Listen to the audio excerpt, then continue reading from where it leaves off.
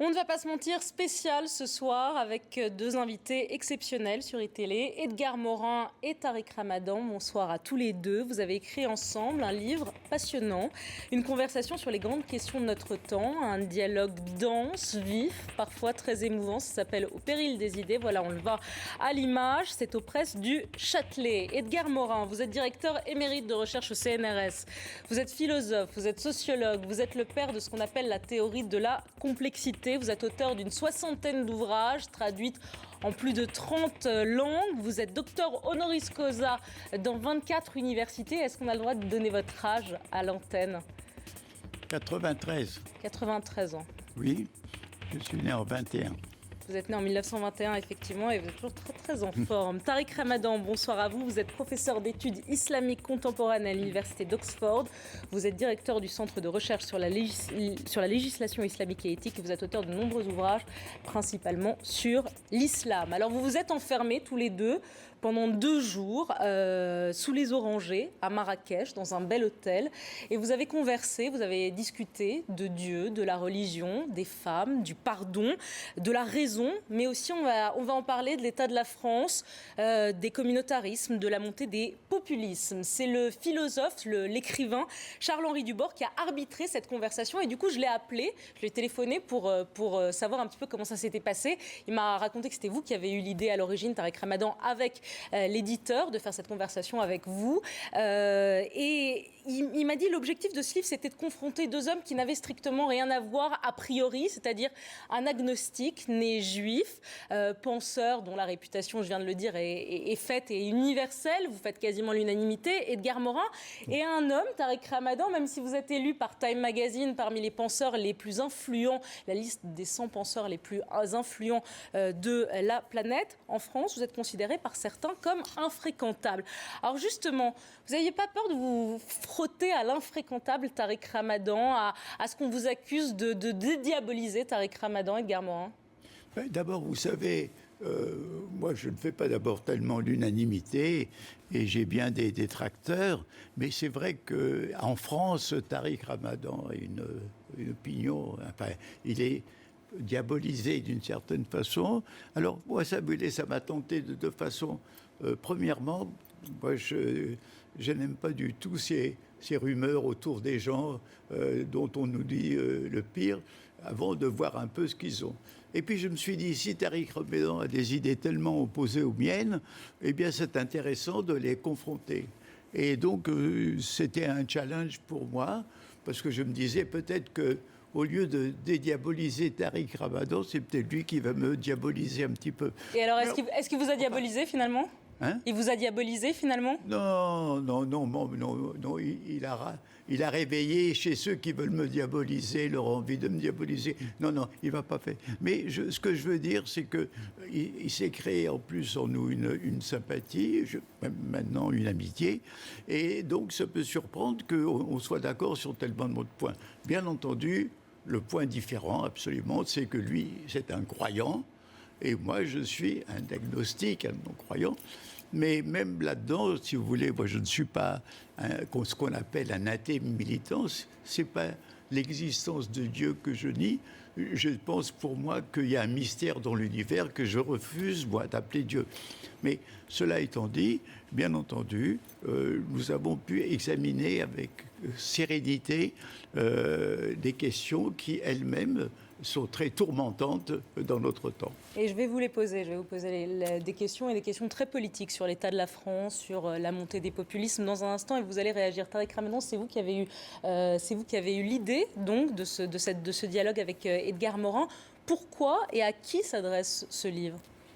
Écoutez, d'abord parce que je le connais depuis longtemps. Lui, il m'a connu depuis moins longtemps. Je l'ai étudié. Je venais à lui dans les années 80 comme un étudiant, comme un élève, presque comme un disciple de certaines idées fondamentales. Et eu égard à son parcours, eu égard aussi à l'expression de la complexité, j'avais écrit un livre de philosophie qui s'appelait L'autre en nous, que j'avais dédié au point-virgule. C'est le point de la ponctuation qui dit la complexité, qui était très très proche de toute cette perception nécessaire aujourd'hui, et puis la volonté que je voyais chez lui de ne rien vouloir simplifier, d'aborder les différents points de vue. Et donc c'était d'abord un texte qui au-delà de la question de Dieu, parce qu'elle est centrale dans notre débat, parle de l'humanisme, parle de la diversité des identités, parce que nous le vivons les deux, nous l'avons vécu les deux, et puis l'idée que c'est pour le tout public, en fait. C'est un texte qui n'est pas difficile à lire. C'est un texte qui aborde des questions profondes, mais qui n'est pas difficile d'accès. Pourquoi ? Parce qu'il faut que ça touche tout le monde. Les athées, les agnostiques, les juifs, les chrétiens, les musulmans, en posant un certain nombre de questions et de principes fondamentaux. Et surtout, ce que je voulais dire, c'est que certains se sont surpris du fait qu'on était d'accord sur tout. Mais c'est plutôt une bonne nouvelle que deux horizons, deux destins se rencontrent sur l'essentiel. Je dirais qu'en France, c'est plutôt une bonne nouvelle à l'ère des controverses. Mais c'est vrai qu'à l'ère des controverses, et c'est vrai que peut-être qu'on attendait une confrontation plus dure, plus radicale entre vous, c'est une conversation très polie, très intelligente, entre deux intelligences. Mais il n'y a pas diamétralement, même si vous ne croyez pas et que vous êtes un croyant, vous n'êtes pas frontalement en opposition. C'est jamais violent, ce dialogue. C'est vrai, c'est pour ça que ceux qui aiment les matchs de boxe intellectuels seront déçus, mais je pense que ceux qui aiment les confrontations, peut-être seront intéressés. Effectivement, l'intéressant était de voir comment, à partir de des points de départ extrêmement différents, nous nous rejoignions sur, par exemple, cette question de l'humanisme. Alors évidemment, l'humanisme, c'est un mot très vague, ça veut dire respecter tout ce qui est humain, quelle que soit sa croyance, sa naissance, sa race, sa religion. Mais bien entendu, je pense que nous avons ce même sentiment. Mais au risque de la naïveté ? Je ne crois pas naïf, parce que c'est une position de principe. Et je veux dire que vous avez raison. Mais ça, c'est l'idée courante de l'humanisme. Moi, j'ajoute ce fait que nous sommes à une époque où tous les êtres humains de tous les continents ont la même communauté de destin, c'est-à-dire courent les mêmes risques, les mêmes problèmes vitaux, que ce soit la dégradation de la biosphère, la multiplication des armes atomiques, que ce soit les crises économiques, etc. Donc, tous les êtres humains ont un même problème. Et moi, pour moi, l'humanisme, c'est de sentir que nous avons ce destin commun, et je dirais même plus, c'est de ressentir en moi que je suis un tout petit élément dans cette formidable aventure de l'humanité qui a commencé avant même la préhistoire et qui continue de façon imprévue, on ne sait pas où. Voilà un peu l'idée d'humanisme. Je vais vous faire réagir sur François Hollande, sur ses 2 ans de mandat, sur Manuel Valls, le nouveau Premier ministre, sur ce qu'un homme de gauche comme vous pense de cela. Mais d'abord, le hasard des calendriers veut qu'aujourd'hui, on est 70 ans après la première fois qu'une femme a voté en France. On fête aujourd'hui les 70 ans du droit de vote des femmes. Bon, évidemment, l'égalité homme-femme, c'est pas encore ça. Est-ce que c'est aussi un de vos combats, l'égalité homme-femme, Tariq Ramadan ? Oui, nous en parlons dans le livre et moi, ça fait 30 ans que je dis plusieurs choses. D'abord, dans mon univers de référence, l'islam. Je dis que l'islam en tant que tel n'a pas de problème avec les femmes, mais que les musulmans ont un problème avec les femmes, pour plein de raisons. D'abord, pour leur façon de lire les textes. Secondement, parce que la culture patriarcale de l'origine a eu un impact sur la lecture des textes. Et ce que je dis aux femmes, et aux hommes, d'abord, je dis que ce combat-là, c'est pas les femmes contre les hommes, c'est les hommes et les femmes ensemble. Et ce que je dis aussi aux femmes, de ce point de vue-là, c'est de ne pas en tant que musulmane, prendre une posture victimaire. C'est de comprendre que cette religion, parce qu'elle parle de leur dignité, parce qu'elle parle de leur essence de femme, et c'est aussi ça qui est important, c'est que 95% du discours musulman sur les femmes parle de leur rôle en tant que mère, en tant qu'épouse, en tant que fille, mais pas en tant que femme. Nous avons à développer un discours féminin. J'appelle les femmes à une lecture du Coran, à être engagées dans les sciences islamiques, à développer quelque chose qui doit être une présence sociale. Et je vais plus loin que le discours traditionnel qu'on a en islam, l'égalité devant Dieu et la complémentarité sociale. Je pense que ça ne peut pas être ceci, qu'il faut se battre. Et je suis pour le combat, par exemple, sur la question des salaires, compétences égales, salaire égal, engagement égal dans la société. C'est-à-dire que vous appelez les femmes musulmanes aujourd'hui à s'émanciper du texte ? Non. Mon problème, il n'est pas dans le texte. Mon problème, c'est la lecture du texte. À s'émanciper de la lecture masculine et de la culture patriarcale des origines pour redécouvrir dans le texte des horizons qui permettent un développement qui reconnaît leur identité et leur autonomie. Ce qui fait aussi que vous le dites, et c'est vrai que je l'ai découvert dans le texte, Tariq Ramadan, vous n'êtes pas contre l'avortement. Ça m'a Non, étonné. ça ne devrait pas vous étonner. C'est quelque chose que j'ai développé dans un texte qui s'appelle la réforme radicale, en disant toute loi nationale qui irait à l'interdiction de l'avortement serait quelque chose que je ne soutiendrai pas. Pourquoi ? Parce que la législation, la pensée juridique musulmane est allée très très loin dans le cas par cas. Et contrairement à l'idée qu'on a dans le catholicisme ou dans le christianisme, qu'on s'oppose de fait, il y a un principe commun, c'est non à l'avortement, avec le fait qu'on pourrait être d'accord quand la mère est en danger, mais il faut aller plus loin que ceci. Et il n'y a jamais d'avortement heureux. Mais l'interdiction une et formelle, je pense que c'est une erreur. Edgar Morin, en conversant avec Tariq Ramadan, est-ce que vous avez été surpris de ses positions sur les femmes? Parce que c'est vrai qu'on vous a fait un procès, en tout cas en France, sur la vision des femmes. Le fameux double discours de Tariq Ramadan entre ce qu'il dit à la télévision française et ce qu'il dit en arabe aux femmes musulmanes. Est-ce que vous avez été surpris de ce qu'il a dit sur les femmes? De ce qu'a dit Tariq Ramadan. Ouais. Oui, non, au début, j'étais heureusement étonné de voir qu'on avait cette convergence, parce qu'évidemment, moi, je suis parti toujours de l'idée, bien entendu, de l'égalité, de la parité, et même ce qui m'a toujours intéressé ici, c'est que, disons, au début, les revendications féminines étaient fondées sur le principe que la femme est semblable à l'homme, donc son égal, c'était Beauvoir. On ne n'est pas femme, on le devient, c'est-à-dire que la femme, il n'y a pas tellement de différence, alors que le mouvement de libération des femmes a dit « nous sommes différentes, mais nous sommes égales ». Et je crois que la femme est à la fois semblable et différente à l'homme. Et de toute façon, elle a droit, disons, à toutes les carrières aujourd'hui qu'ont les hommes. D'ailleurs, le gouvernement actuel continue à pratiquer cette mixité. Donc, si vous voulez, je pense, je suis très heureux qu'on ait la même position. Alors, le gouvernement actuel, justement, on va parler du nouveau Premier ministre, Manuel Valls, qui arrive donc, nommé il y a 2 semaines, après la gifle électorale que s'est prise la gauche au municipal. Manuel Valls qui a donc prononcé son discours de politique générale. C'était la semaine dernière à l'Assemblée nationale. Et voilà ce qu'il a dit, Manuel Valls, le catalan naturalisé français à l'âge de 20 ans.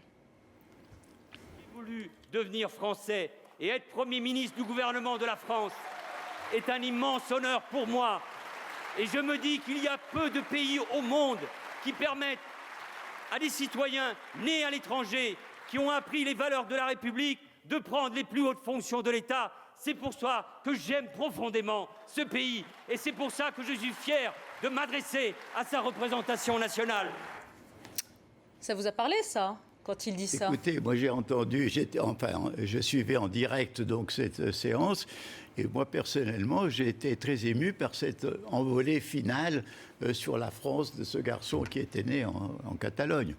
Oui, et puis je même dois dire que dans ce discours, j'ai été frappé par l'énergie, par la volonté, par la polycompétence, c'est-à-dire c'est pas plus du tout le Valls gendarme, ministre de l'Intérieur qui parlait, c'était un Valls politique.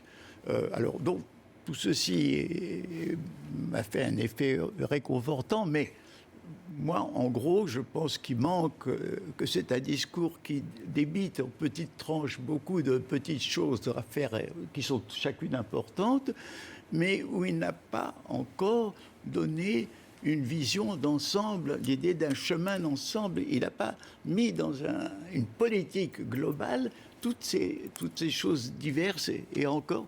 Alors, moi, je suis attentiste, je ne suis pas négatif.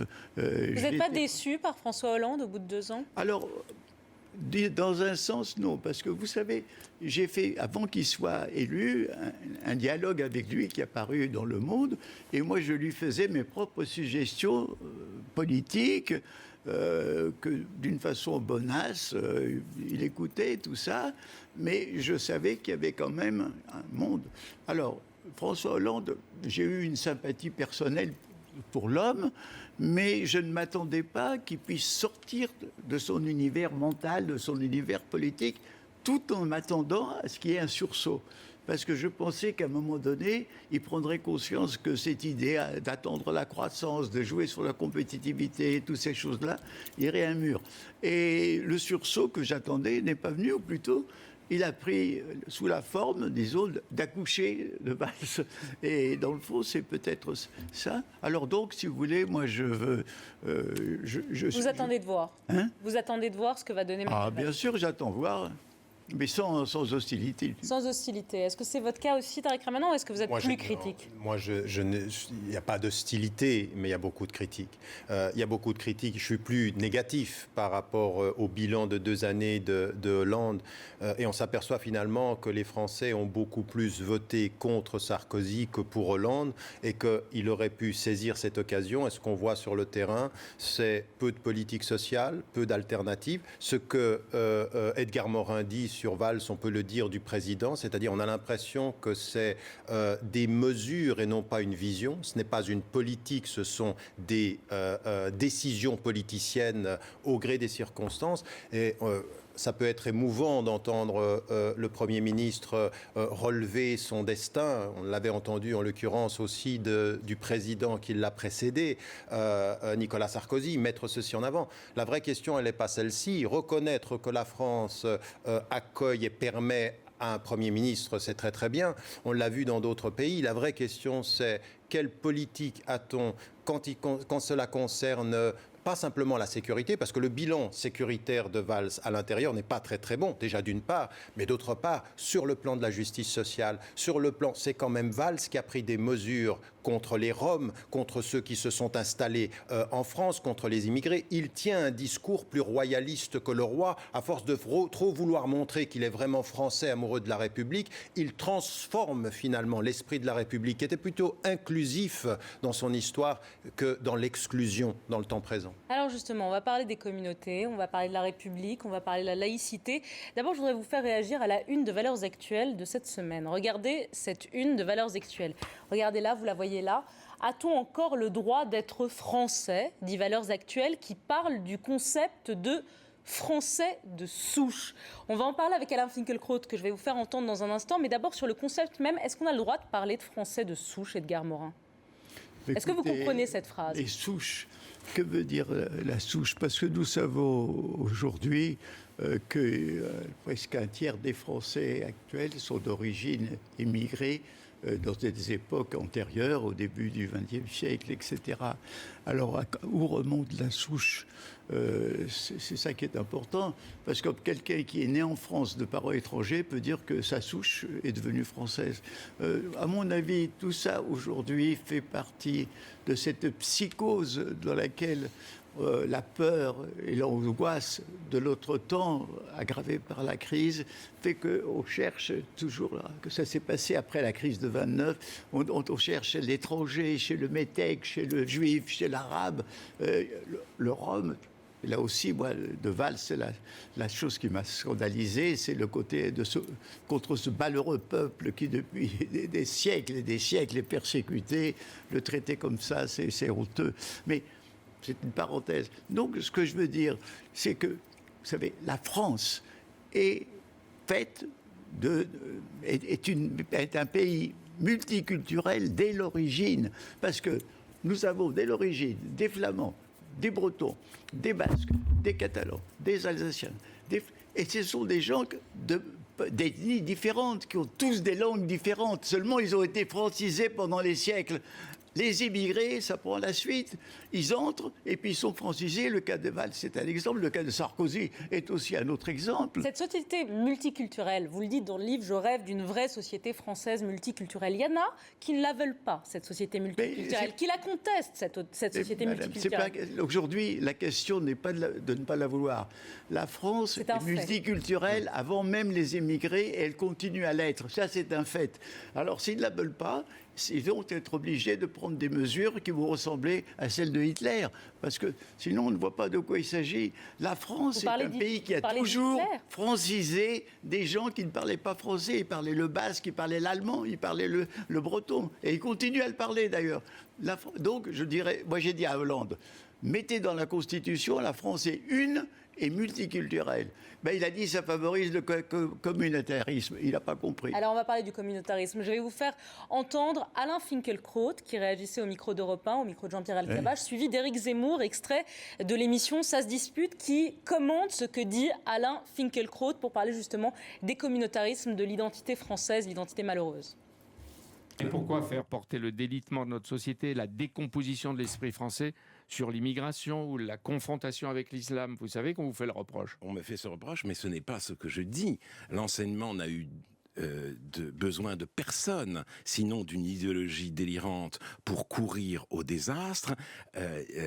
La perte du contact entre la langue et la littérature n'est pas imputable à l'immigration. Donc je pense simplement qu'aujourd'hui, il y a en effet une crise de l'intégration. En témoigne par exemple la situation d'une ville comme Villers-Cotterêts. Tout le monde s'inquiète de voir que cette ville est passée au Front National, mais il faut savoir que la maison du maître de Col a été vendue par la mairie, elle est devenue une mosquée, que le restaurant Savoyard est devenu un kebab et que la boucherie est devenue halal. Allez, Ce sont des situations un tout petit peu inquiétantes. Quand il dit Villers-Cotterêts, la boucherie halal, l'école vendue, etc., donc ça s'appelle, il y a un mot qui a été trouvé par Renaud Camus, ça s'appelle le grand remplacement. Moi, je peux vous dire, dans tous les endroits où j'ai grandi, voilà, j'ai grandi à Drancy, j'ai grandi à Montreuil, j'ai grandi à Stein, j'ai grandi dans le 18e arrondissement de Paris. Dans tous les endroits où j'ai grandi, le grand remplacement a opéré.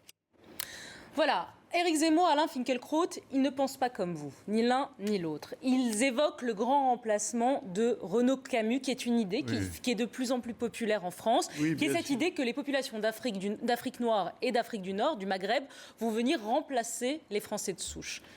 Je vais vous donner la parole, Tariq Ramadan, dans un instant. C'est une parole qui ne tient pas, parce que si y a une multiplication de maghrébins dans beaucoup de villes de province, le poids de la société non maghrébine est beaucoup plus grand que celle. Ils sont 5 millions de maghrébins. Non.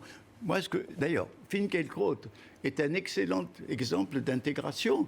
Il la pousse même tellement loin que désormais, il ne veut plus que les autres soient intégrés. Mais c'est quand même un fils de juif polonais qui est devenu un Français excellent, extrêmement cultivé. Son tort, maintenant, est de penser que sont inassimilables les gens qui viennent d'ailleurs. Mais là-dessus, lui, c'est un exemple parfait de la France multiculturelle dont je parle. Et alors, donc, si vous voulez, nous savons très bien qu'il a des phobies obsessionnelles sur les musulmans. Mais vous savez, il y a des points de fixation. Moi, il y avait des gens dans ma jeunesse qui voyaient les juifs partout. Les juifs, ils sont partout. Mais lui, il voit les boucheries halal partout. Et qu'est-ce que vous voulez? Il y a ce type de fixation, d'obsession puérile, ça existe chez des tas de gens, mais c'est pas ça qui est important. Tariq Ramadan, qu'est-ce que vous répondez à Alain Finkielkraut et Éric Écoutez, Zemmour qui voient l'école fermée, remplacée par une mosquée, le restaurant traditionnel, je cite Alain Finkielkraut, remplacé par une boucherie halal. Qu'est-ce que vous répondez à Éric Zemmour qui dit, moi, dans tous les endroits où j'ai grandi, dans le 18e, à Drancy, eh bien, ça est remplacé par des populations maghrébines? D'abord, je pense d'abord dans la séquence des questions que vous posez, la première sur la question de souche permet aussi de répondre à ceci, parce que le fait du français de souche, c'est une construction idéologique. Le français de souche, c'est juste un immigré de plus longue date. C'est ça la réalité, c'est que nous sommes tous d'une certaine façon des immigrés, puis on a de plus longue date, et on a créé 2 souches. Mais la diversité dont parlait Edgar Morin, elle est la réalité. Aujourd'hui, après 4 générations, des Français de confession musulmane sont encore appelés Français d'origine immigrée. C'est-à-dire qu'on ne les intègre pas à la Constitution nationale. Pourquoi? Parce que le problème, il est psychologique. Il est dans une nouvelle formation de notre identité de Français à l'exclusion des autres. Alors aujourd'hui, ce qui est en train de se passer en France, c'est le contraire, je dirais, de ce que dit Alain Finkielkraut et de ce que confirme Zemmour, c'est que le processus qui installe des gens, qui les enracine culturellement, ces Françaises et ces Français qui sont de confession musulmane, mais qui parlent le français comme vous et moi, qui pensent français, qui sont de culture française et de culture européenne, mais c'est une chance pour la France, cette diversité là, elle est plutôt de montrer que ça marche. Pourquoi ça marcherait pour Finkielkraut et il voudrait que ce soit l'exclusion pour tous les autres? Qu'est-ce qu'il y a dans l'islam, ou en tout cas dans leur compréhension de l'islam, qui rendrait la musulmane ou le musulman impossible à intégrer dans leur esprit dans la République? Parce que le problème, c'est pas la République, c'est leur esprit. Et donc, de ce point de vue-là, il faut dire qu'aujourd'hui, je dis le contraire pour ce qui me concerne. Je dis qu'aujourd'hui, le processus d'installation, de compréhension de ces citoyens, il est en marche. Et que ceux qui, en 2005, étaient dans la rue en France, c'était des vrais Français. Et il n'y avait rien du fait qu'ils étaient arabes ou qu'ils étaient musulmans. Ils demandent à la justice sociale. Et j'en veux et à la droite et à la gauche dans ce pays, de n'avoir rien fait depuis 2005 comme vraie politique sociale. Et c'est parce qu'ils ne font rien qu'aujourd'hui, le populisme de Marine Le Pen est en train de gagner du terrain. C'est pas parce que les Français sont racistes, mais c'est parce que les partis traditionnels ont déserté la question politique. Mais ça c'est de dire d'une certaine manière, ce que vous dites, Tariq Ramadan, c'est de dire que c'est la faute de la République qui refuse d'intégrer ces populations-là ou d'intégrer les Français musulmans. Est-ce que c'est pas aussi se poser en permanence en posture victimaire? Non, Or, vous la refusez, cette posture victimaire. Mais le problème, c'est de dire, d'une certaine manière, si un musulman français n'a pas un job ou n'a pas un logement, c'est de dire c'est la faute du propriétaire ou c'est de la faute de l'employeur qui est raciste, qui ne veut pas me prendre, moi, musulman. Est-ce qu'il y a un moment où il ne faut pas tourner la question? Je vous remercie de préciser ceci parce que ça me permet de clarifier ma pensée. À aucun moment je n'ai dit que c'était seulement la faute de l'État. Je dis le contraire. Je dis que le processus d'installation est en marche. Il fonctionne contrairement à ce que l'on dit. Mais que les torts sont partagés. D'abord et essentiellement doit venir de l'État une vraie politique sociale, une vraie politique de l'éducation, une vraie politique de l'égalité sociale à l'emploi et à l'habitat. Ça, c'est le devoir de l'État. Des citoyens aujourd'hui, ce que je dis toujours, je dis moi je suis au-delà de l'intégration, je suis dans la contribution, je suis dans la valeur ajoutée. Ce que je dis aux citoyens, c'est faites ce que vous avez à faire en matière non pas simplement de la revendication de vos droits, mais de votre engagement, de votre contribution sur le plan de votre travail et sur le plan de la valeur ajoutée. Je peux vous poser une dernière question sur les prénoms. C'est une revendication qu'on a entendue à la bouche de Marine Le Pen, de dire pourquoi est-ce qu'ils ne donnent pas des prénoms français. Est-ce que vous avez une réponse à ça? Mais ils donnent les noms qu'ils veulent. Moi, j'ai absolument... D'ailleurs, en plus, quand quelqu'un, par exemple, se convertit à l'islam, je leur dis, à la femme comme à l'homme, il n'y a pas besoin de changer de nom. Et le fait, quand on s'installe et quand on donne des noms à des enfants, il y a une chose qu'il faut qu'on reconnaisse, c'est que le cœur parle et qu'on donne à ses enfants les noms de son cœur et les noms de sa trajectoire historique. Et c'est tout. Et de ce point de vue-là, il faut accepter que la France... Aujourd'hui, un nom comme Aïcha, un nom comme Mohamed, un nom comme Abdallah, c'est des noms français. Vous savez pourquoi? Parce que l'islam est une religion française, mais il faut que la France, avec ses politiques, se regarde en face et accepte sa diversité et ne tombe pas dans le discours que nous avons de Finkielkraut, parce qu'au fond, ce discours-là est extrêmement dangereux, parce qu'il crée, lui, la division. Qu'est-ce qui est en train de dire? Il est dangereux, mais il est de plus en plus populaire. Tout à fait, mais c'est l'idée, c'est le populisme qui dit nous sommes en train d'être colonisés, c'est grave. Edgar Morin. Non, moi, je veux dire qu'un point sur lequel je ne suis pas tout à fait d'accord avec Tariq, c'est que j'ai trouvé tout à fait mauvais que, surtout à partir de Sarkozy, au lieu de dire des Algériens, des Marocains, des Tunisiens, on dise des musulmans. Et c'est-à-dire on définit les gens par leur religion, alors qu'on ne le fait pas tellement. On dit les Français, on ne dit pas ils sont chrétiens, ils sont protestants. Et je pense qu'à ce moment-là, la réduction à la religion est une chose qui ne vaut que pour ceux qui sont vraiment pieux. Bien entendu, il y a beaucoup qui ne sont pas pieux, mais qui continuent à donner des prénoms traditionnels, c'est évident. Mais alors, est-ce qu'il faut donner des prénoms français? Pardon? Est-ce qu'il faut donner des prénoms français quand on est français, ou c'est pas un problème? Mais ça s'applique aussi à la communauté juive qui donne de plus en plus des noms hébreux. Mais alors là, vous voyez très bien un processus qui a lieu aussi bien chez des juifs que chez des musulmans, c'est-à-dire la tendance à reprendre des prénoms hébreux comme la tendance. C'est-à-dire il y a un retour, disons, aux racines ethniques ou religieuses. Ça, c'est un phénomène. Et je pense que, si vous voulez, le problème, c'est le problème de la double identité. Il y a, par exemple, des gens qui se sentent 100% français et 100% algériens. C'est ma femme qui est d'origine marocaine, elle se sent 100% française et 100% marocaine. Elle vit les deux.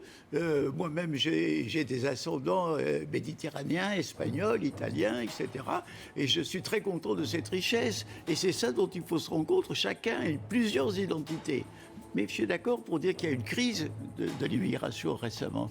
Elle est plus difficile qu'avant, mais elle a toujours été difficile au début parce que les Italiens arrivant à Marseille, on les traitait de sale macaroni. Mais c'est vrai qu'aujourd'hui, avec tout le contexte international, avec le Moyen-Orient, avec la Palestine, avec les souvenirs de la guerre d'Algérie, c'est plus difficile. Et avec la ghettoisation de nombreuses potées, c'est plus... Mais cette machine, disons, à naturaliser, qui a fonctionné en 3 générations et terminant par des mariages mixtes, elle fonctionne quand même encore moins bien, mais elle devrait aboutir à ça. Petite pause, on revient dans quelques instants. On ne va pas se mentir, spécial avec Edgar Morin et Tariq Ramadan. Merci à tous les deux d'être là. Je rappelle le titre de votre livre, écrit à 4 mains, au péril des idées, enfin à 4 mains, à 6 mains plutôt, puisque c'est arbitré par Charles-Henri Dubord. Je voudrais qu'on parle des élections européennes qui approchent dans 1 mois et demi. Vous êtes européens tous les deux. Aujourd'hui, Daniel Cohn-Bendit a pris sa retraite au Parlement européen. Écoutez-le, retraite émouvante de Dany.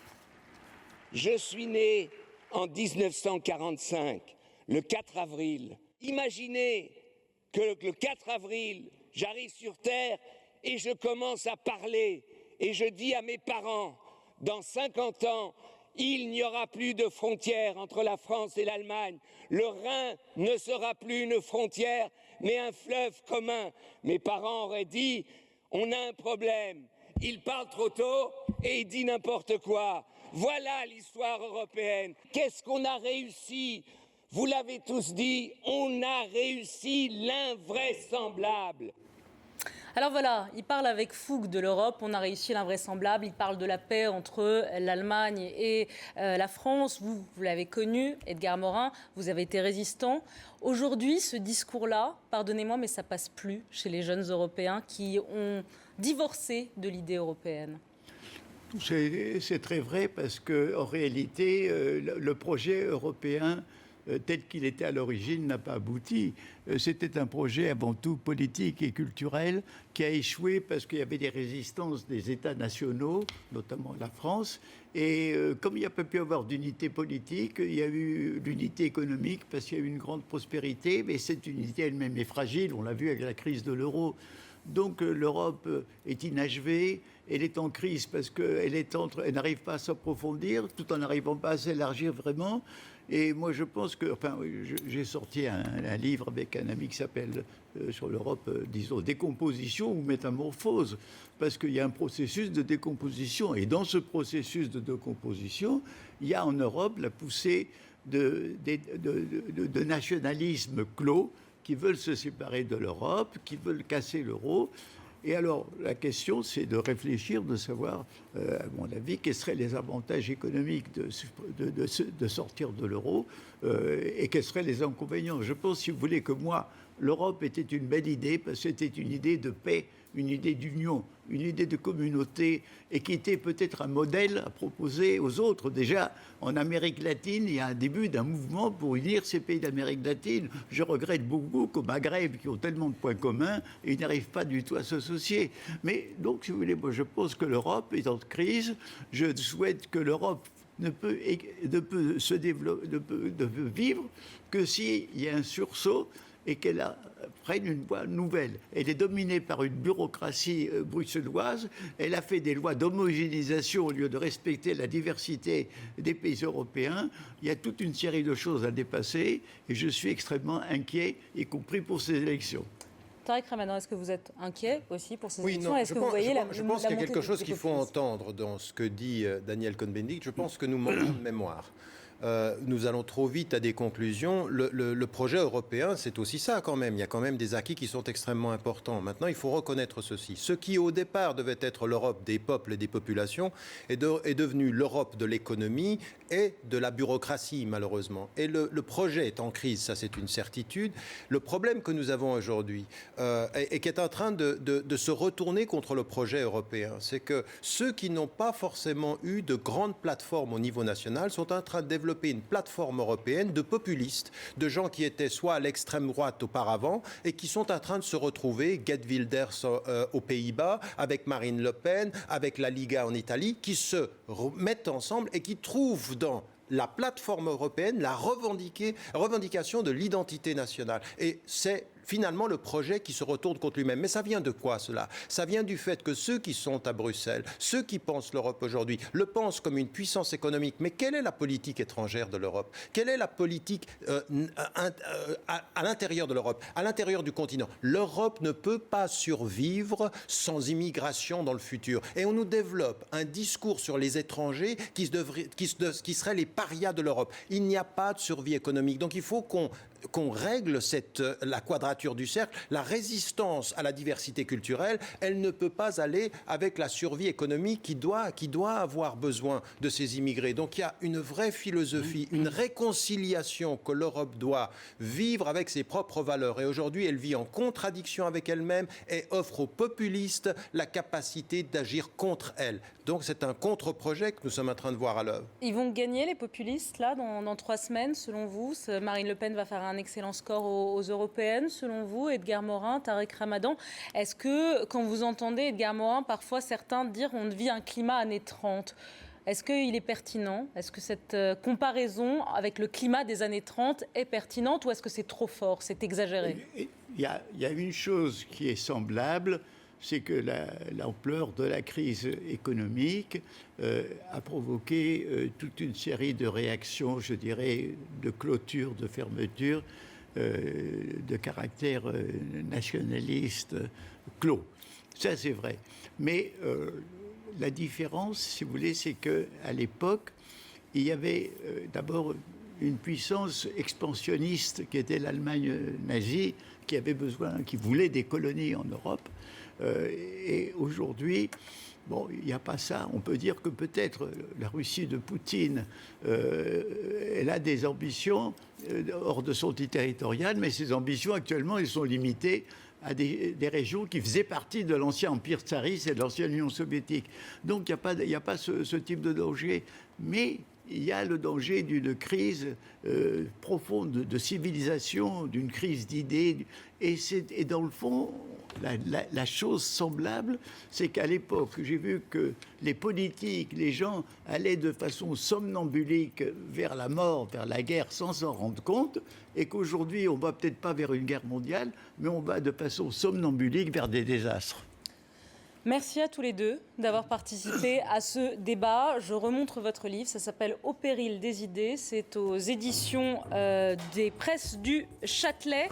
Merci d'être venu sur iTélé. Il faut le lire, ce livre, et notamment le chapitre sur l'intime où vous parlez de votre mère que vous avez perdue à 10 ans. Vous expliquez notamment pourquoi ça a joué et comment ça a joué dans votre formation et dans vos théories ensuite plus tard. Et vous aussi, vous parlez de votre culture occidentale et de votre foi musulmane également. Et c'est un des plus beaux chapitres du livre. Merci à tous les deux d'avoir participé à ce débat sur iTélé. Très bonne soirée.